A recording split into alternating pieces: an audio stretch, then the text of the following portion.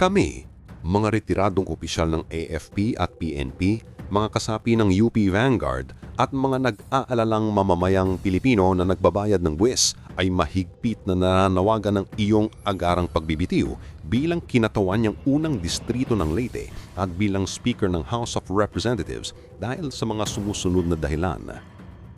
Sa kabila ng utang ng bansa na pumalo na sa 15.55 trillion pesos noong Agosto 2024, ipinilit mo pa rin ang rekomendasyon ng 6.3 trillion pesos pambansang budget para sa 2025. Isang halagang mas mataas na 1.7 trilyon piso kumpara sa tinatayang kakayahang kumita ng pamahalaan na 4.64 na trilyon piso ayon mismo kay Finance Secretary Ralph Recto. Ipinapakita nito ang kawalan mo ng malasakit kung tuluyang mapangrutyo ang pamahalaan. Nilustay mo ang 26.7 billion pesos pondo mula sa DSWD para sa isang huwad na People's Initiative na layong baguhin ang saligang batas ng hindi naman kailangan. Nabigo kang protektahan ng kaban ng bayang laban sa talamak na korupsyon na tinatayang umaabot sa 20% ng taonan budget ng bansa. Sa katunayan, kung wala sanang katiwalian, mas malaki pa sana ang budget ng 2025 kaysa sa 2024. Ayon sa mga ulap, ang pamahalaang Pilipino ay inihahalin tulad ng sa criminal syndicate sa rehiyon ng Asia. May mga ulat din tungkol sa iyong multi-billion dollar na donasyon sa Harvard University. Maaari ayan mo rito at sa ibang bansa at umano'y 20% na pagmamayari sa EEI na nagkakahalagang 1.25 billion pesos. Dinadastos mo ang buwes ng mamamayan na mula sa kanilang dugo, pawis at luha na para bang sarili mong yaman sa halip ng gamitin ito para sa ipabubuti ng sambayanan.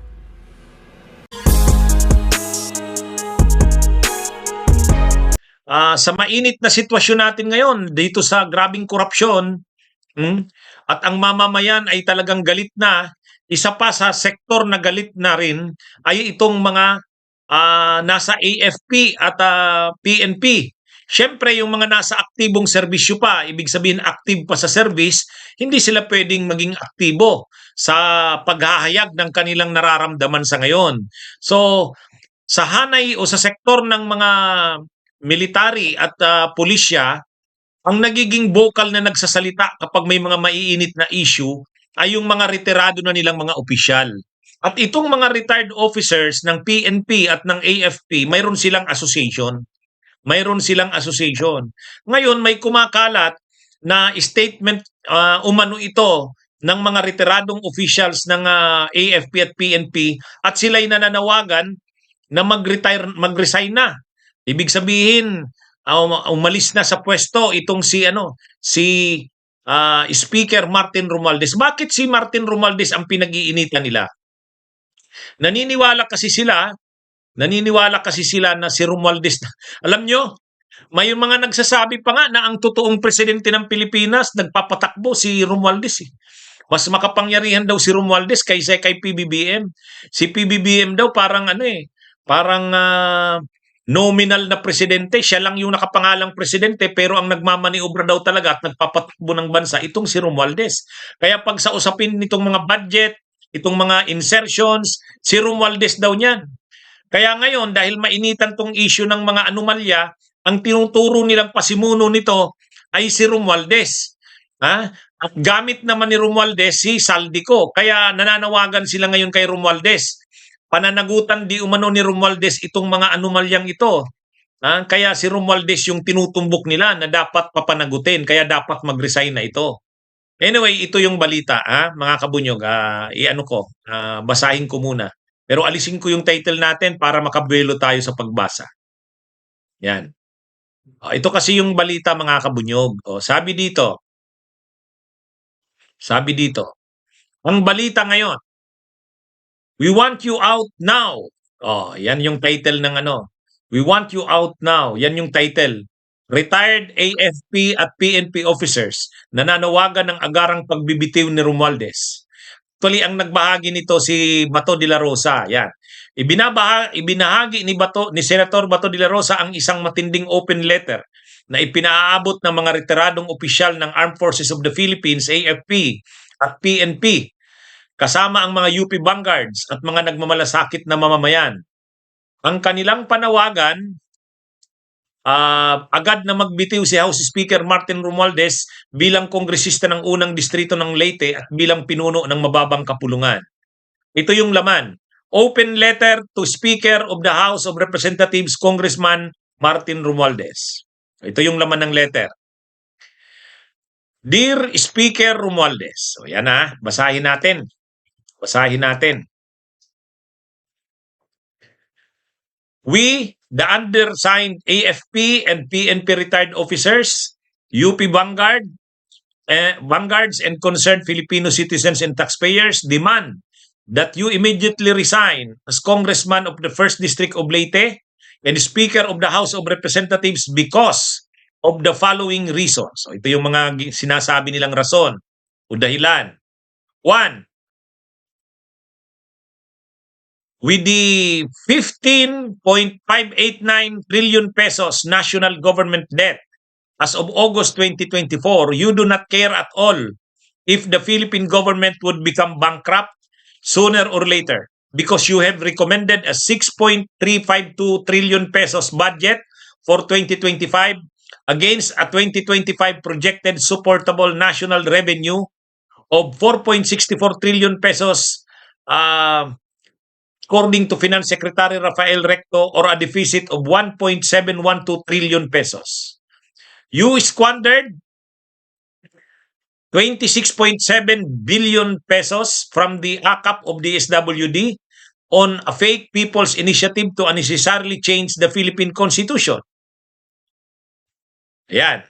Third reason, pangatlong rason, you failed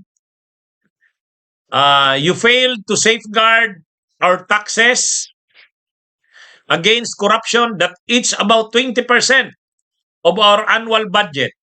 Briefly, the 2025 national budget would be less than the 2024 national budget if there were no corruption in the government. Furthermore, there is no attempt on your part to remove the label of Congress as, open quote, the Philippines' biggest criminal syndicate, close quote, according to BizNews Asia. Number 4 reason, aside from a report of your multi-million-dollar donation to Harvard University, there are reports of your alleged buying spree here and abroad, including a 20% ownership of EEI costing 1.25 billion pesos.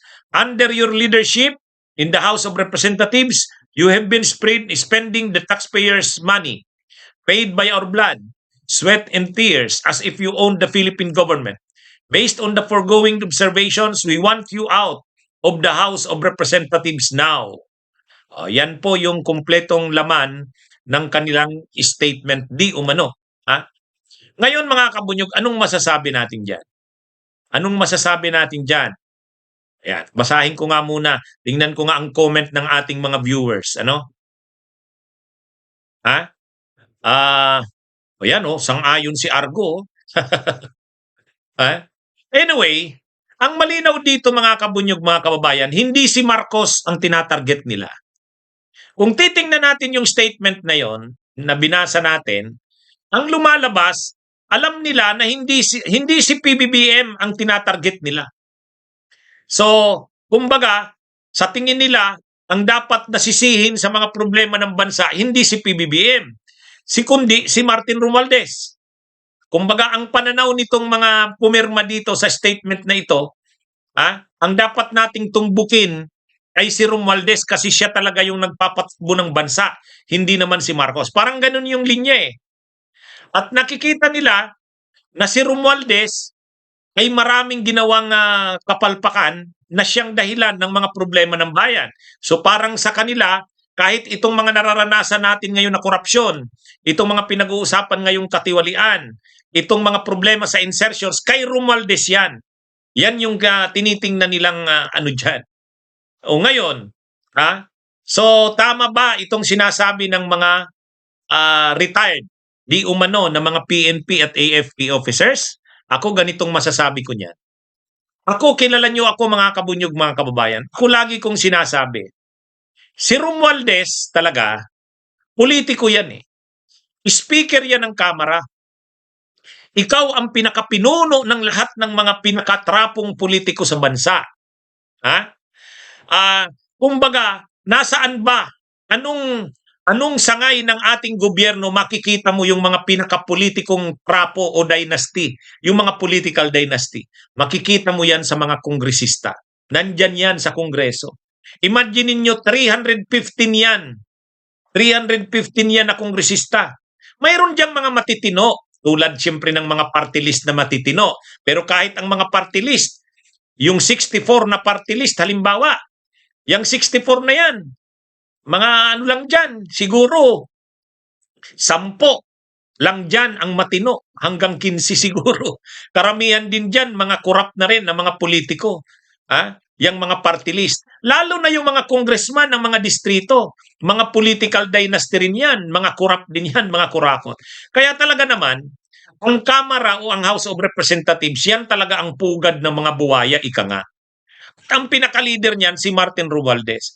Problema kasi ni Martin Romualdez, kailangan niya kasing itimon yung mga yan. Kasi kailangan kontrolin niya yung mga kongresista na yan. Kailangang suportahan ng mga kongresista na yan ang programa ng gobyerno ni PBBM. At si Romualdez ang gumagampan yan. Si Romualdez ang gumagampan ng gawain na yan. Kung wala si Romualdez, hindi mapapasunod ni PBBM yan mga kongresista na yan. Si Romualdez ang gumagawa ng bagay na yan para sa kanyang pinsan. Kaya lang, para mapasunod ni Romualdez ang mga kongresista na yan, kailangan niyang busugin yan. Yan yung problema dito. Diyan yung korupsyon. Hindi tayo real talk lang tayo eh. Kaya lang, anong gagawin ni Martin Romualdez? Magre-resign siya? Iiwan niya ang kongreso? Sinong papalit sa kanya? Yan ang tanong dyan. Yan ang tanong dyan. Pag umalis si Martin Romualdez dyan bilang speaker, bumaba siya bilang speaker, sinong papalit? Si Gloria Arroyo? Si Gloria Arroyo ay tao ni Sara yan. Si Tubi Tiangco? Ay, hindi rin yan. Mahirap din yan si Tubi Tiangco. Hindi mo maintindihan ang loyalty kung kanino. Kaya, kumbaga, kung kay PBBM, talaga naman ang nagtatrabaho ng pagdating sa Kamara, nagpapasunod sa mga kongresista para yung mga kongresista na yan ay sumunod sa gusto ng gobyerno o ni PBBM, ng administrasyon, si Martin Romualdez ang point person dyan. Kaya lang, alam naman natin ang politika ng Pilipinas. Hindi niya kayang pasunurin yung mga politiko na yan, ng mga kongresista, dahil mga makapangyarihan yan sa kanya-kanyang probinsya at distrito. Hindi mapapasunod ni Martin Romualdez yan kung hindi niya yan bubusugin. Paano niya bubusugin yung mga mga trapo na yan, mga buwaya na yan? Kailangan niya yan busugin sa mga pondo. Yan na yung insertions. Sa totoo lang, ang ginamit ni Martin Romualdez para gawin yan ay si Saldico. Problema naman si kay Saldico, mga kabunyog, syempre siya yung nagmamaniobra sa budget para mabusog yung mga kongresista.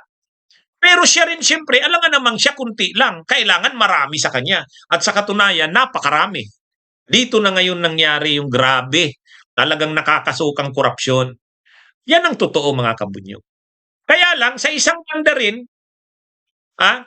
corrupt yung Kamara, corrupt sila Romualdez, corrupt sila Saldico, pero anong gagawin? Magre-resign si Romualdez tulad ng gusto nitong mga retired na officers ng AFP at PNP di umano? Anong mangyayari sa Kongreso? Hindi na yan makukontrol ni PBBM.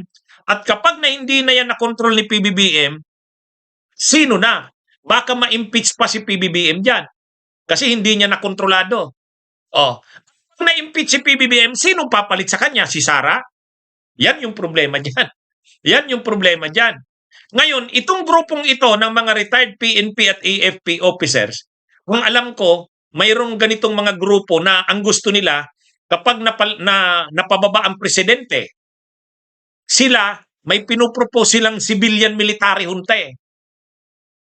Itong mga retired na ito na AFP at PNP officers, may mga alam ako sa kanila na kapag nakakausap ko, ang pinopropose nila, sabi nila, ang maganda sa Pilipinas, civilian military junta eh. Civilian military junta daw ang ipalit.